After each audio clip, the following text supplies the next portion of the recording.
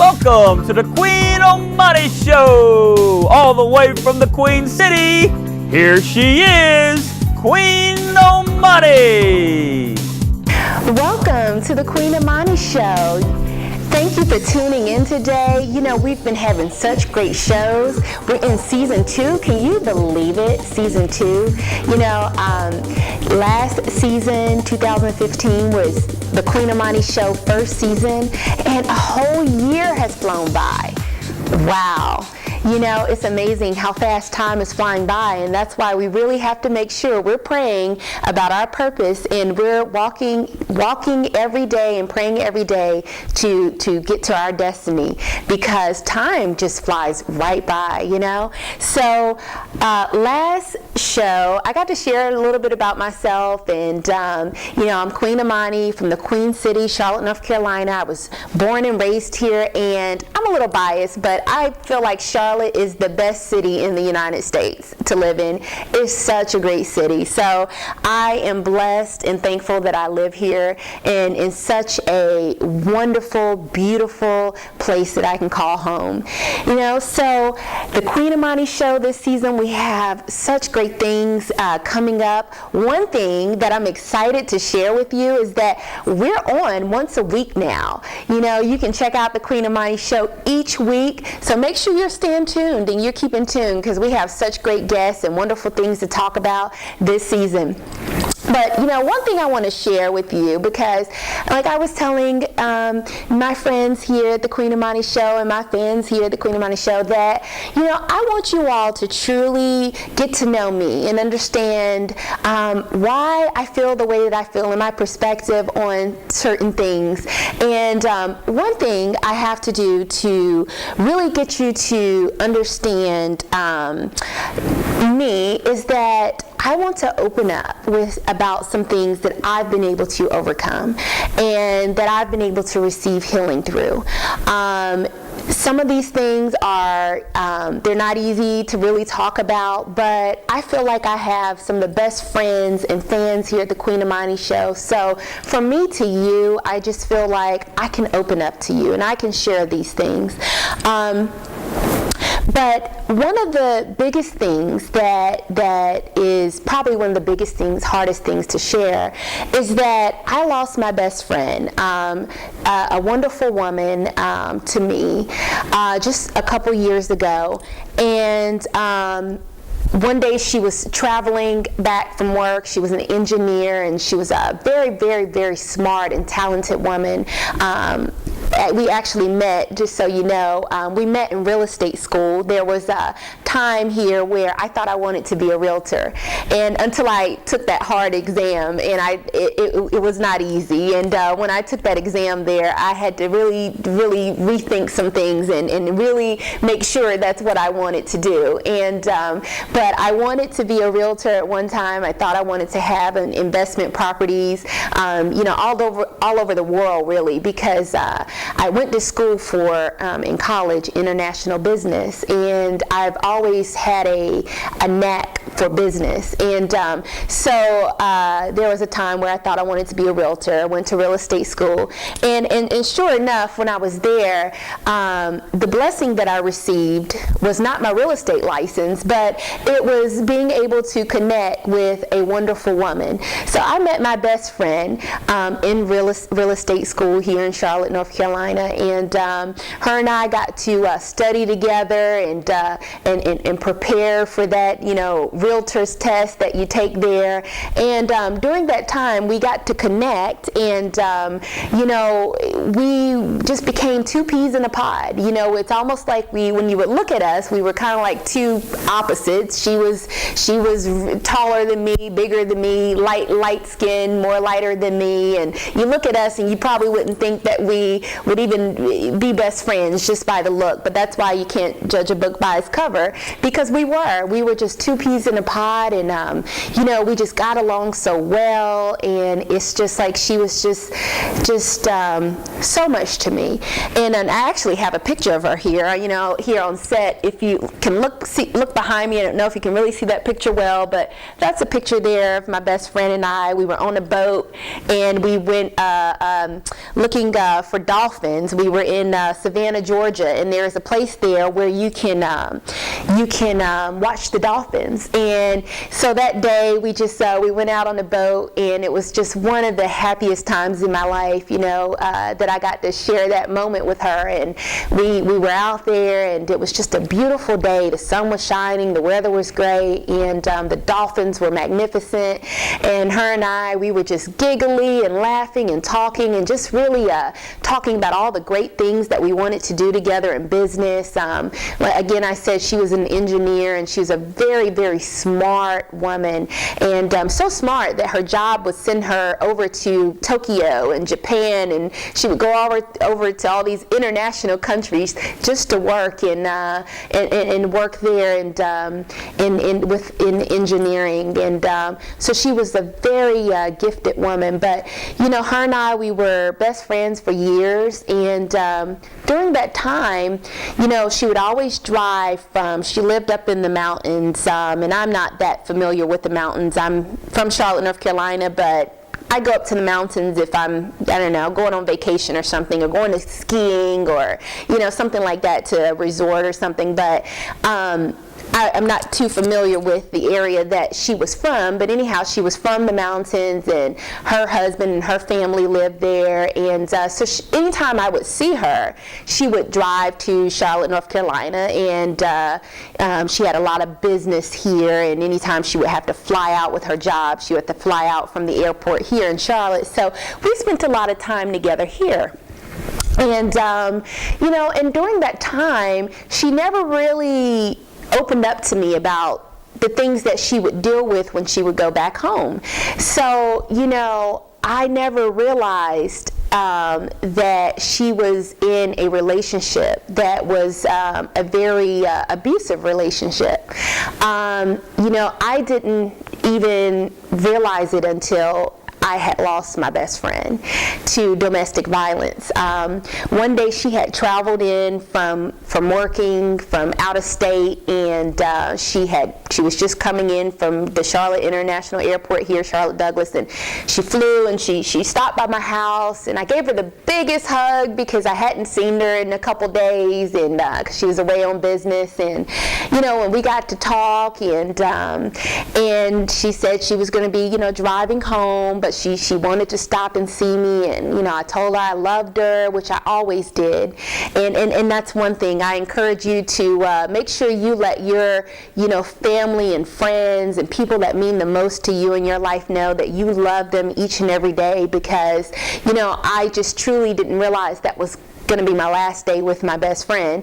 So anyhow, she had flew back in, and she met me there at my home, and we hugged, and I told her I loved her before she left my home. And then the very next day, I was my husband and I was taking our son to school and dropping him off, and I had received a phone call. And on that phone call, they shared with me that my best friend was being air rushed to the hospital in a helicopter. And I'm thinking, a helicopter? Why would my best friend be in a helicopter? And they had told me that she had just been shot by her husband. And it really kind of went over my head, because I had never dealt with anything even close to this. I wasn't really even raised in a home where guns were out and or killing and violence and stuff like that, or violent homes. So it just went over my head. I didn't really connect it that well, that all that was happening. But they told us to get to the hospital right away. So my husband and I, my mom and my grandparents, we jumped in the car and went right to her. And I think we were there in a matter of 2 hours or so. But when I got there and I seen my best friend there in the hospital for the first time after I had gotten that frantic phone call, it was a sight that I had never seen before. No one prepared me for, how she looked and what I was going to see there after she had just been shot. And it is so bad that I don't even want to get into the details, but it shocked me, and I went into a shock, just even having to see my best friend that way. And so a couple days later, I ended up losing my best friend, and basically what happened was her husband was going through something. I still don't quite understand exactly what he was going through, but he blanked out or something, and then he took it out on my best friend, and he shot her. And all I know is that he killed her. And so, from what I understand, he is now serving a life sentence, and my best friend is gone. So, all of this I am sharing to say, this was one of the hardest things that I had to deal with in my life. This happened years ago, but I went through a point of shock. I went through a point of trying to cover up the shock by, at one time in my life, drinking and maybe doing some negative things that I didn't even really realize I was doing, trying to cover up the pain and the loss of such a tragedy.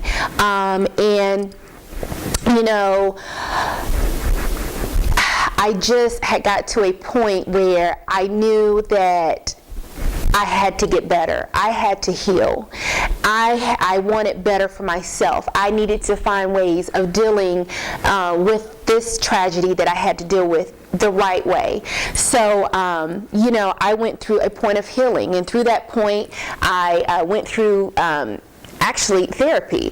And for a long time, I was actually embarrassed to even say that, because for some reason, I always thought that therapy was for crazy people. It's silly me, because I've learned a lot, and that's why knowledge is power. Therapy is not just for crazy people. Therapy is for anybody that's seeking to get better in their life, dealing with whatever issue it is. And what I realize is that there are all types of therapy. And there's therapy for people that has lost a loved one or someone that's really close to you, and sometimes you can't get through it and you can't push through it on your own. Sometimes you have to stop and you have to seek help. So there is therapy for that, and there's therapy to help you overcome those things. So anyhow, I went to therapy and was there for quite a while, and through the therapy, I got to find ways that could help me to cope with such a tragic loss. It took a while, and I went through a lot with that, but there is hope.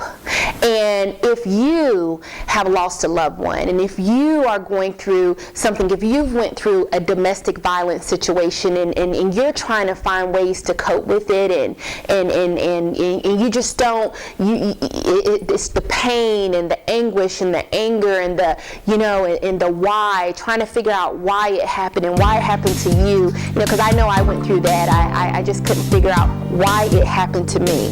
I want you to stay tuned, because when we come back, I want to just share with you some ways that you can get help and you can seek help. Stay tuned with the QueenAmani Show. We'll be right back. Did you know kids who play outdoors have healthier lungs? Totally. Did you know that boys that play with dolls make better husbands? My son has lots of dolls. But did you know terry cloth diapers breathe better? I did. It's totally true. Oh, yeah. Did you guys know statistically friendly kids have more friends? Yeah. That's obvious. Did you know most people think they're using the right car seat for their kid, but they're not? Parents who really know it all know for sure that their child is in the right seat. Visit safercar.gov/the right seat to make sure your child is protected. Welcome to the QueenAmani Show. Thank you for joining us here at the QueenAmani Show in the castle. If you would like to come in the castle and share your story of the great things that you have going on, make sure you connect with us at QueenAmani TV Show at gmail.com. You can send us an email at the QueenAmani TV Show at gmail.com, and also look for our Facebook page, Queen TV Show, at Facebook.com. And we also have an Instagram page, and that's the Queen TV Show. So make sure you follow us there at Facebook and Instagram, and also send us an email so you can be a guest here in the castle at the QueenAmani TV Show. And thanks for tuning in.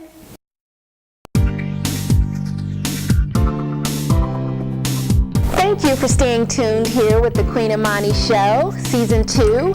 You know, I've been sharing with you, opening up here with my friends and my fans here at the QueenAmani Show about something that's been, you know, really hard and challenging for me to talk about. And actually here, this is the first time that I've ever, you know, talked about the loss of my best friend in such a public setting. But I thought that it was time, and I thought that the best people and the best place to share it would be here at the QueenAmani Show with my friends and my fans that I know that love me. So I just wanted to just really open up about it because, you know, I no longer want to be I no longer want to hold this in and be a victim of not being able to discuss that I lost my friend to domestic violence. I want to be a victor over this situation. So with that, I am now taking a stand to share what I went through and to share my loss, to share my tragic loss of losing someone that was near and dear to me. So before we went to commercial break, I was sharing with you that, you know, there was a time I had to heal, and I wanted to heal the right way, because there is a wrong way of healing. Sometimes we cover up our pain and our anguish through, you know, maybe drinking or different vices that are not necessarily the right way, the proper way of healing. And so, you know, I just want to encourage to you and let you know that it's okay to seek help. It's okay to let someone in and let someone know that, you know, I have pain or anger, or I'm feeling this way from such a loss or a tragedy that you've experienced. It's okay to open up. That's one of the first steps. You have to open up and let someone know, or seek help on your own. I did say before, you know, we went to commercial break, that I always thought that, and I feel so silly now that I thought that way.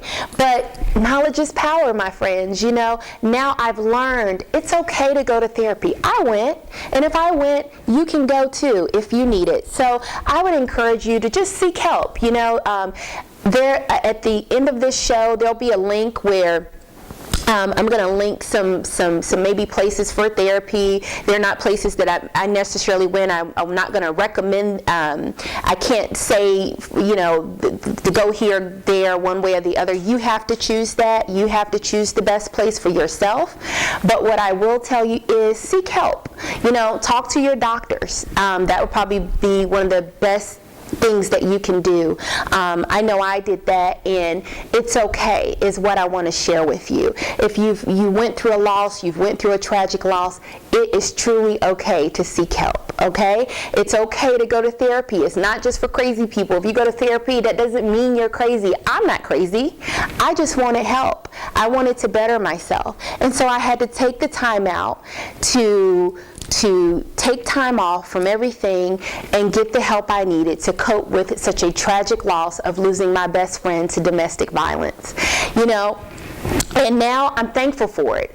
I will say that during that time, that for me, it got so bad because the only thing I could think about was, why did he take my best friend? Why did this have to happen to me? Why did it, the why? You know, and I couldn't get past that why. And it was so strong on me that it was affecting work. It was affecting everything I was doing. As a matter of fact, I couldn't even work. There was a time where it was just so challenging for me to even focus on anything other than trying to figure out why I lost her. I felt like she was too young. She had her whole life ahead of her. She had such great things. She was so smart. She was so beautiful inside and out. I mean, she was like an angel on earth now when I think about her, because I've just never met such a beautiful soul, you know, and so I just couldn't get past that why. But going to therapy, it did help me. It really, truly did. It helped me to just really understand that I may not ever understand that why, but I can get past it. I can channel that energy, that pain, that anguish into a positive. I can maybe even encourage you, someone that may be going through a painful situation. It doesn't even have to be domestic abuse or domestic violence, but something that is troubling you, something that's paining you. I just can encourage you now and say that you can get the help. You can open up, talk to someone, talk to your doctors or someone that you love, and just reach out. It's okay, you know. And so even during that time, when it was so even tough for me, I went through that domestic violence, losing my girlfriend in domestic violence, and then I even had something horrific happen to me. I was home because I would spend a lot of time home. If I wasn't, you know, at the doctor's and healing, I would be at home. And so I was at home, and during that time, I remember one time I had to request my medical records for like an insurance purpose or something like that. And I remember my medical records were coming to my home, and as they were coming, I would go out and check my mailbox. I began to notice that my mail was opened, and this happened in a month, in a time. I believe this was back in like 2003, something like that. And it was during the time when I was healing, and well, not actually 2003. That's way too long ago. Anyway, maybe 2013. Excuse the bloopers. This is a reality show, so everything is not going to be perfect. I'm not perfect. You know, I am only good by the grace of God. So, you know, excuse the bloopers. But anyhow, just some time ago, so I was in the process of healing through the loss of my best friend, had requested my medical records from one of the largest hospitals here, actually, in Charlotte. And so then my medical records were coming, and actually, I kept those envelopes because I just wanted to show you. So the envelopes were coming to my home, and they were like this. And so they were my medical records, and believe it or not, they were all opened. It was like wherever my medical records were coming from, they were opened. And this was a time when I was already going through so much, and I couldn't understand why my mail was being opened. And I look back on it now, and I'm like, that was really strange, you know. And so it was almost kind of like either someone was opening my mail or they weren't closing my mail from where I was requesting my mail to come to my home. And it was at a time where I was just I'd just been through the loss of my best friend, trying to seek healing, and then I had this happen to me. And it happened to me like, I don't know, 6 or 7 times where my mail would come to my home and my mail was open. And so I went up to the post office because I thought it was the post office's fault or something, and they actually stamped my paperwork. Each envelope, they put received unsealed. So they continued to tell me each and every time that no, my mail was being sent to me that way. So it was like where I was requesting my records, my medical records, they were being opened. And so I tried to reach out during that time and called to their complaint line and explained to them that, you know, look, I'm going through a time in my life where I'm seeking healing from just losing my friend from domestic violence. I requested my medical records, and over 7 different times on 7 different days, every last one of my medical records would come to my home opened. And I had requested for them to meet with me. I couldn't get anyone to meet with me. It was just one of the strangest things that I've experienced. And the only thing I can make of it is that, because I'm a very spiritual woman, I just feel as though the devil was just really trying to attack me. It was like a spiritual attack or something. I can't even to this day wrap my fingers around it, and I've shared it with a lot of my close friends and family members, and they've looked at it and they can't even make sense out of it. And so it was just a strange thing. And the only thing I can say now is, thank God for being on my side. I just thank God that even during the trying hour of losing my best friend and having this happen to me and all at once, that I would be grounded in Him, that I could pray to Him, that I can ask Him to help me, to give me strength through it, because it was hard. It was so challenging to go through something like that. And it's almost kind of like, I don't know if someone was trying to upset me. I don't know if they had gotten my medical records and they seen that I had just went through this domestic violence situation with my girlfriend and they wanted to cause harm to me.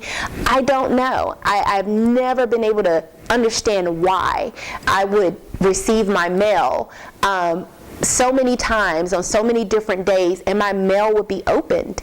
I've tried to resolve it. I remember complaining to the hospital that I was, asked to get my records, and it was almost kind of like they just wanted me to go quiet in the night. They just wanted me to not say a word. They wanted to sweep it under the rug. And I kind of felt like little old me against this big institution, against this big machine. It's like I just felt like my voice would never be heard. And you stop to think, their rules and their regulations, like HIPAA policies and things like that, in place to protect, you and I, when it comes to things like our medical records. I always thought that was something that was taken very seriously until I had this situation happen to me. And then when I reached out to this particular hospital, and I don't want to say any names, because one thing about me is I'm not a revengeful person. I don't ever seek revenge. I don't ever want to cause harm to anyone, even if someone has done something to me. I was raised a certain way that you go to God about situations that you have no control over. You just pray to God and you let God handle it for you. And so for me, even though this was strange, the only thing I could do was reach out to them, and I tried on several attempts, and like I said, I felt like little old me against this big machine, and it got to a point where all I could do was pray about it. I had to just really ask God to intervene for me and let Him know that, look, I am going through such a hurtful time in my life, God. I've lost my best friend. I'm seeking healing. I'm trying to get better. And now I have this happen to me. And I know, God, that I can't allow this to make me angry. I can't allow this to get me upset, because nothing good comes from that. So I just needed God to just give me more patience, God. I needed Him at that time to show me the way, show me how to handle this, God, and just move this mountain, because this is a huge mountain that I can't do anything about. I don't know why that happened to me, and even to this day, I wish that I did. I wish I knew who and why my mail was coming to me opened. I kind of feel like that even in the neighborhood I live in, it's a very affluent neighborhood, but I experienced some things even after my mail had been opened, and it almost kind of seemed as though some people in my neighborhood, I felt like, maybe they even, knew of my records. I don't know. It's just, I just don't know. And the thing about it is, all I can say is, thank you, God. Thank you for being by my side. And I just want you to know that, God is always with us no matter what we go through. And I just want to encourage you to just know that you can get help, that you can seek help. If I did, you can do it too. And know that God is always on our side here. And so I hope that you have a blessed week, and I hope that you stay tuned. In the QueenAmani show, we have great things to come, and I want you to have a great day. Woohoo! We did it!